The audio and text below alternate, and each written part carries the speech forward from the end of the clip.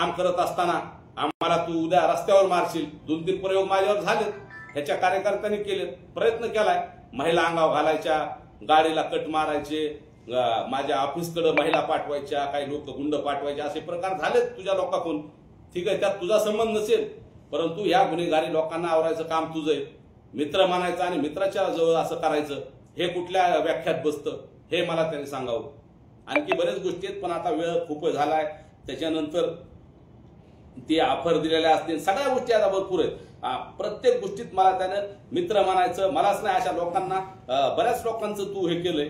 पण बोल ना, मग तू सांग मित्रासाठी काय केलं, सांगायला पाहिजे होतं. मित्र म्हणायचं आणि एक काम पण नाही करायचं, कुठल्या कामात आडकाट्या आणायच्या पालकमंत्री असताना आंदोलनाच्या आधी, आणि इकडं आता मित्र म्हणायचं. त्यावेळेस मित्र नाही दिसला का? मी लोकसभेला तो म्हणला ना, प्रचार केला नाही, फॉर्म भरला, कसा भरला, अरे मला अधिकार आहे ना माझ्या समाजासोबत राहायचा. मी बजरंग सोनवणेचं मतदान त्यालाच केलं आणि मनोजदादा सोबत आम्ही रात्रंदिवस फिरलो.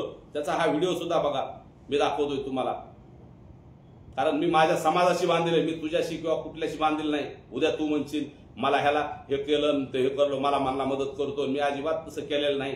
मी फक्त पेपरचा विषय असत तो वेगळा, पण समाज म्हणून, कार्यकर्ता म्हणून, एक सेवक म्हणून मराठ्यासोबत मी प्रामाणिक आहे, प्रामाणिक होतो, प्रामाणिक राहणार आहे. आणि मी 25 वर्ष झाले या चळवळीत आहे. मला कोणी त्या बाबतीत विकत घेऊ शकत नाही. समाजाच्या आणि माझ्या मध्ये कोणी येऊ शकत नाही.